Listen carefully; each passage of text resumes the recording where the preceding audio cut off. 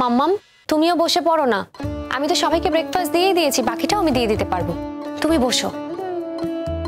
না, আমার জন্য অত কাউকে চিন্তা করতে হবে না। আমি জানি কখন আমাকে খেতে বসতে হবে, কখন খেতে বসতে হবে না। তোমারও তো দরকার, তুমি বসে পড়ো না। তুমি দাঁড়িয়ে আছো কেন? তোমাকে বারবার বলছি আমি, বসে পড়ো। আমার জন্য অত চিন্তা করো না। তুমি খাবে না আর আমি খেয়ে নেব? শোনো, আমি বাঁচি মরি, খাই না খাই, তাতে এই বাড়ির কারোর কিছু যায় আসে না, বুঝেছো? তাই এই সমস্ত লোক দেখানো মিষ্টি মুখ কথাবার্তা আমাকে বলতে এসো না। কি হলো মাম্মাম, এত রেগে আছো কেন? কেন আমি রেগে থাকবো কেন? আমি তো রাগিনি। আমি কি মানুষ নাকি? আমি কেন রাগ করতে যাব? বৌদি বসে পড়ো না, জলখাবারটা খেয়ে নাও। তুমি কতগুলো ওষুধ খাও বলো তো? না, আমি কি তোমাদের বলেছি যে আমার জন্য অপেক্ষা করতে হবে তোমাদের? তোমরা এক কথা বারবার বলো না। খেতে বসেছো, সবাই খাও। পিকলু, তোমাকে কি আমি আরেক পিস পাউরুটি দেবো? না মাম্মাম, আমি আর খাবো না। এসব তো আমার উপরে হচ্ছে, তোমরা আসলে বুঝতে পারছো না। দুদিন বাড়ি ছিলাম না তাই। শোনো, তুমি একদম উল্টোপাল্টা কথা বলবে না, আমার মুখে একদম কথা বসাবে না। তোমার উপর বলছি মানে? কেন বলতে যাব? তুমি তো স্বাধীন মানুষ, যা ইচ্ছে সিদ্ধান্ত নিতে পারো, বাড়ির বাইরে থাকতে পারো, তুমি যা ইচ্ছে করতে পারো। আমি তো কিছু বলতে পারি না তোমাকে, তাই না? তবে একটা কথা তুমি জেনে রেখো, তোমার এই সংসারের জন্য আমি সারা জীবন অনেক করেছি, আর কিন্তু আমি কিছু করতে পারবো না। আমিও ইচ্ছে মতো এদিক সেদিক যাব। আমি তো আমার ইচ্ছে মতো এদিক ওদিক যাইনি। কেন গিয়েছিলাম তুমি জানো, আর আমি ভেবেছিলাম তুমি বুঝবে। আমার বোঝাবুঝি সব শেষ হয়ে গেছে, বুঝলে? আমি অনেক বুঝেছি। একটা মেয়ে এসে বাড়িটাকে পুরো ওলটপালট করে দিয়ে গেছে। কি বলছো কি তুমি? দাদা, এইবার আমি বললো না খারাপ শোনায়, বৌদি বললেও কি খারাপ শোনায়? আমি নয় মেয়েটার সঙ্গে শত্রুতা করে খারাপ খারাপ কথা বলি, বৌদি তো কারোর সঙ্গে শত্রুতা করে না। এবার বলো। ভুল বলছে। তোমার বৌদি বললেই যে সব ব্যাপারে তিনি ঠিক বলবেন তা তো নয়। একটা অদ্ভুত ব্যাপার, আমি না একটা কথা কিছুতেই বুঝতে পারি না। ওই মেয়েটার সম্পর্কে কিছু বললেই তোমার অত গায়ে লাগে কেন বলো তো? কি এমন হয়েছে? হ্যাঁ, কি এমন হয়েছে যে তোমাকে বাড়ি ছেড়ে চলে যেতে হলো? পিকলু একটা জলের গ্লাস ফেলে দিয়েছে, তার জন্য এত কিছু? যে তোমাকে বাড়ি ছেড়ে ওকে নিয়ে বেরিয়ে যেতে হলো, গিয়ে একটা বন্ধুর বাড়িতে গিয়ে থাকতে হলো? কেন আগে তো কখনো এরকম করনি তুমি? কখনো তো আগে নিজের ছেলে মেয়েদের জন্য এই বাড়ি ছেড়ে থাকুনি, আমার জন্য থাকুনি? তাহলে কি এমন হলো? হ্যাঁ, এই মেয়েটার জন্য তোমাকে বাড়ি ছেড়ে থাকতে হলো। এই কথাটা কিন্তু আমি ভুলবো না। আচ্ছা করে কথা শুনিয়ে দিয়েছি ওকে, আমি ভালো করে কথা শুনিয়ে দিয়েছি মেয়েটাকে।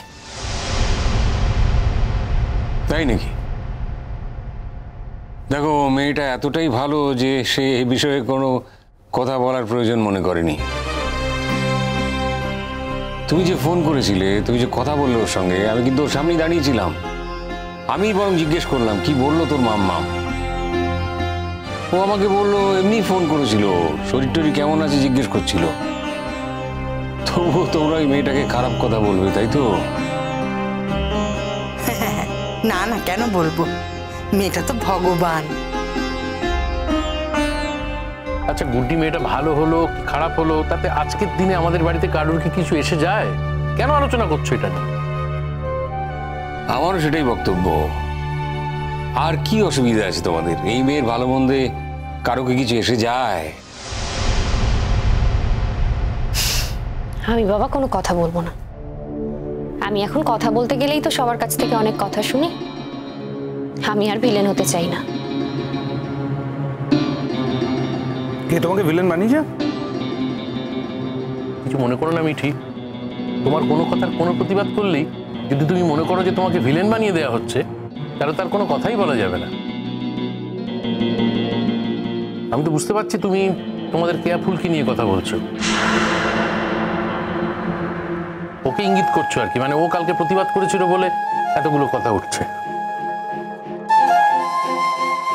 না না ছোটকা, আমি তো কারোর নাম করে কিছু বলিনি। সব কথা সবসময় নাম করে বলার দরকার হয় না মিঠি। আমি এবার একটা রিকোয়েস্ট করছি। রিকোয়েস্ট, আমাদের বাড়িতে এই আলোচনাটা কি বন্ধ হতে পারে?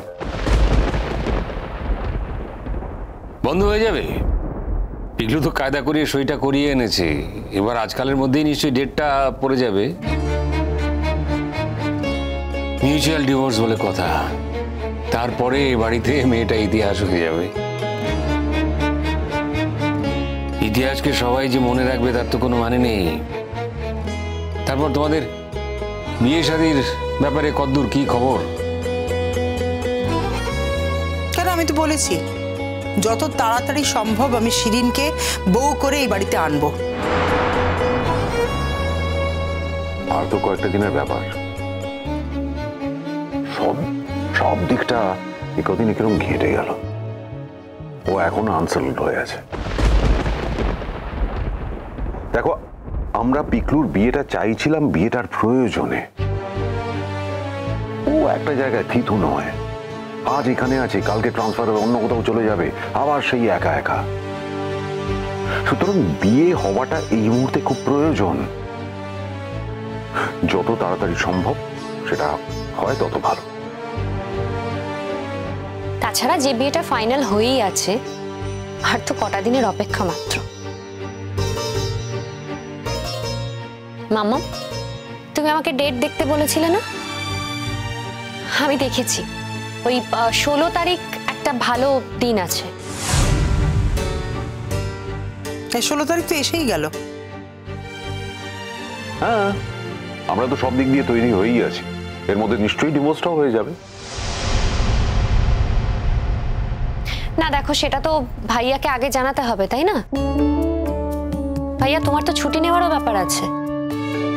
দেখো, একটা নিয়ম তো তোমরা সবাই মানবে, একটা বিয়ে থাকা সত্ত্বেও আর একটা বিয়ের ডেট, এই সমস্ত কিছু আলোচনা, এটা শুধু আইনত নয়, সমস্ত দিক থেকে খুবই অপরাধমূলক একটা কাজ। ও বাবা, তোমার দেখছি মাঝে মাঝে বিবেক জাগ্রত হয়ে ওঠে।